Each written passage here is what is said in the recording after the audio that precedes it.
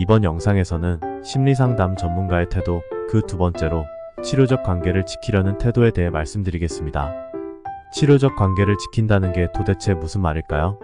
치료적 심리상담은 심리적 문제를 해결하기 위해 정기적으로 10여 회 이상의 만남을 필요로 합니다. 방송에서 일회성으로 상담하는 것이 나오는데 이것은 해결책 컨설팅이지 치료적 심리상담은 아닙니다. 우리가 근육을 키우기 위해 헬스클럽에 갔을 때 지도 선생님의 설명만 듣고 뱃살이 쏙 빠지고 근육이 생기는 것은 아니잖아요. 마음의 상처와 결핍을 치유하고 유연한 대처 방식을 익히려면 매주 정기적으로 만나면서 충분한 시간을 들여내면 탐색 작업을 지속해야 합니다.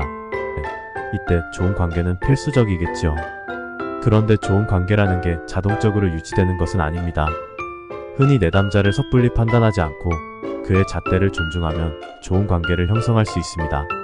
섣불리 판단하지 않는 태도는 좋은 관계의 선행 조건인데 이후 이러한 관계를 지켜내는 것도 중요합니다. 관계를 맺었으면 그대로 유지되는 것이 아닌가 생각하겠지만 심리상담에서는 상담자와 내담자가 한두 번이 아니라 10여 회 이상 만나게 된다는 점을 기억해야 합니다. 길게 만나는 경우 수십, 수백 회 상담을 이어가기도 합니다. 일상생활에서도 가족이나 친구와 오래 함께 지내다 보면 좋을 때도 있지만 불편할 때도 생기게 됩니다. 가족이나 친구는 서로 다툰 후에도 화해하면 다시 관계가 지속될 수 있는데 그것은 서로 가족 또는 친구로 먼저 만났기 때문입니다. 그러나 심리상담의 관계는 치료적 내면 탐색 작업을 위해 맺은 계약 관계이며 따라서 적절한 내면 탐색 작업이 이루어지지 않는다면 관계가 지속될 이유가 없습니다. 헬스클럽 PT 지도자와 근육 만들기 작업을 하지 않는다면 비용을 내고 계속 만날 이유가 없는 것과 마찬가지입니다. 여기서 중요한 것은 상담자가 내담자의 내면 탐색을 돕는 적절한 심리상담 작업이 이루어지느냐 하는 것입니다. 때때로 상담자와 내담자 사이의 내면 탐색 작업이 아닌 다른 작업이 이루어질 수 있으며 이것은 상담관계를 위태롭게 합니다. 예를 들어 서로 감정 싸움을 한다든가 서로 사랑에 빠진다든가 한다면 이때는 더 이상 심리상담이 지속되긴 어렵고 치료적 관계는 유지되지 않을 것입니다. 따라서 전문 상담자는 이러한 분위기로 변질되기 전에 예리하게 알아차리고 미연에 방지하려고 할 것입니다. 이것을 치료적 관계를 지킨다고 하며 이것은 상호 사생활의 경계를 지키는 데서 출발합니다. 경계선이 있어야 서로 침범하지 않도록 조심할 수 있고 평소에 각자의 공간에서 안정과 평화를 찾을 수 있습니다. 물리적 공간의 경계를 비유로 설명하자면 이웃집과 경계선을 존중하고 지켜줄 때 좋은 이웃이 되는 것처럼 말입니다. 혹자는 경계선이 없을 때 내 땅 내 땅 가리지 않고 친하게 지낼 수도 있다고 생각할지 모르나 오히려 갈등이 생기기 십상입니다. 만일 서로 갈등이 생긴다면 경계선이 있는 것이 오히려 기준을 세우고 타협하는 데 도움이 될 것입니다. 상담자는 내담자와 사생활의 경계를 유지하며 전문 상담자라는 직업으로 내담자와 마음을 나누는 것입니다. 따라서 특히 몸, 즉 신체의 경계는 반드시 지켜야 합니다. 남의 몸을 허락 없이 만지지 않는 것이 중요하며 남의 몸을 맘대로 만진다면 그것은 경계를 침범하여 안전을 위협하는 것이 될 것입니다. 만일 내가 상대의 몸을 맘대로 만진다면 그가 자신을 지키기 위해 나에게 반격을 한다 해도 할 말이 없을 것입니다. 내담자와 사생활의 경계를 지키는 것은 중요하므로 공인된 자격기관에서는 이를 윤리적 의무로 명기하고 세부 지침을 교육하고 있습니다. 타인의 경계를 존중하고 지켜주는 것은 앞에서 언급한 타인과의 분리와도 맥락이 통합니다. 타인은 나와 분리된 개별적인 인격을 가진 존재임을 알아야 경계를 지켜줄 수 있습니다. 적절하게 분리개별화된 성인은 스스로 자율적이고 독립적이면서 동시에 타인의 자율성도 존중할 것입니다. 그런데 심리상담에 찾아오는 내담자들은 경계의 문제에 취약한 경우가 많습니다. 경계가 너무 느슨하거나 애매한 경우도 있고 반대로 경계가 너무 경직된 경우도 있습니다. 경계가 너무 느슨하거나 애매한 예를 들면 한두 번 만난 사이에 육체적 관계를 맺는 등 무분별한 인간관계로 힘들어하는 경우를 들 수 있습니다. 경계가 너무 경직된 예를 들자면 타인으로부터 간섭받고 이용당할까봐 두려워 전혀 마음을 열지 않고 폐쇄적으로 지내는 경우를 들 수 있습니다. 경계의 문제는 이 두 가지 모두이며 자주양 극단을 오가게 됩니다.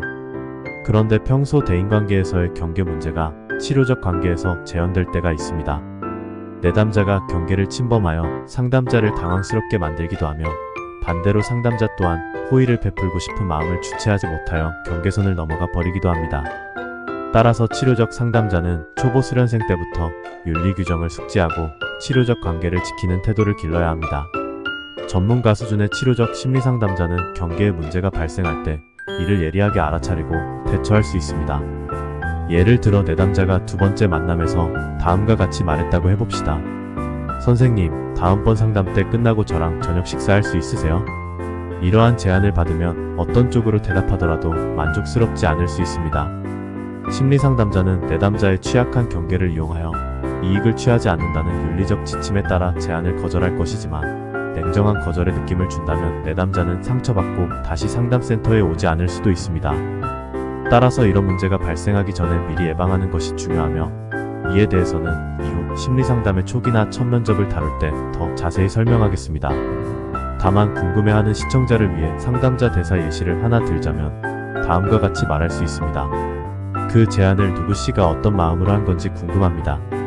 이것은 식사 제안을 거절하기 전에 상대방의 마음을 이해하려는 태도를 먼저 보이는 것입니다. 이 짧은 대사의 내담자는 자신의 마음을 다시 한번 들여다볼 것입니다. 즉, 내면 탐색을 하는 것입니다. 마음 내면을 들여다보고 이해할 기회를 가졌다면 그 다음에는 윤리적 지침을 설명하며 거절하면 됩니다. 내담자는 잘 받아들일 것입니다. 이상의 내용을 정리해볼까요? 비록 내밀한 부분을 나누는 심리상담이지만 각자의 사생활은 겹치지 않도록 해야 합니다. 사사로운 마음이 커진다면 내담자의 내면 탐색 작업은 차질이 생기고 상담자는 공감적 이해가 어려워지게 되기 때문입니다. 공감적 이해는 심리상담자의 세 번째 핵심 태도로 다음 영상에서 자세히 설명하겠습니다. 일단 여기서는 상대를 나의 세계에 구속시키면 상대의 입장보다 내 입장을 먼저 생각하게 될 수밖에 없음을 말하고 싶습니다. 사사로운 마음이 커지게 되면 상대를 나의 세계 속에 두게 되는데 대표적인 것이 가족입니다. 가족의 경우 나의 아내, 나의 남편, 나의 자녀, 나의 부모가 되는 것이지 독립된 한 인간으로 보기 어렵게 됩니다. 이런 이유로 전문 상담자라도 가족을 상담하지는 않습니다. 그러면 경계의 문제를 예방하고 치료적 관계를 지키기 위해서는 어떻게 해야 할까요? 먼저 경계의 문제가 생기지 않도록 첫 번째 방문했을 때 심리상담의 틀을 잘 소개하는 것이 중요합니다. 약속된 시간만큼 정해진 장소에서 심리상담의 내면 탐색 작업이 이루어지는 것이 가장 기본적인 틀입니다. 이때 상담자는 상담자의 역할을 맡고 내담자는 내담자의 역할을 맡습니다.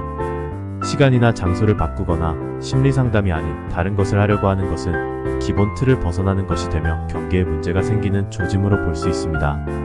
만일 기본 틀을 벗어나려는 시도가 관찰된다면 상담자는 부드럽게 틀을 따르는 것의 의미, 즉 시간과 장소를 지키고 각자의 역할에 충실하며 경계를 존중하는 것에 대해 설명해 줄 수 있을 것입니다. 그리고 경계의 문제는 내담자에게서만 비롯되는 것이 아니라 상담자 자신으로부터 비롯될 수도 있음을 알아야 합니다. 상담자도 인간이기 때문에 내담자에 대한 사적인 감정이 생길 수 있고 어떤 내담자는 더욱 안쓰럽고 도움을 주고 싶은 마음이 생길 수도 있습니다. 예를 들어 학업을 따라가지 못한다고 말하는 내담자의 공부를 도와주고 싶은 마음이 들 수도 있고 경제적으로 어렵다고 말하는 내담자에게 돈을 빌려주자는 마음이 들 수도 있습니다. 그러나 내담자가 부탁해올 때 한두 번 도와주는 것은 가능하겠지만 부탁하지 않았는데도 도가 지나치게 내담자를 도우려고 한다면 그것은 경계에 문제가 생길 조짐입니다.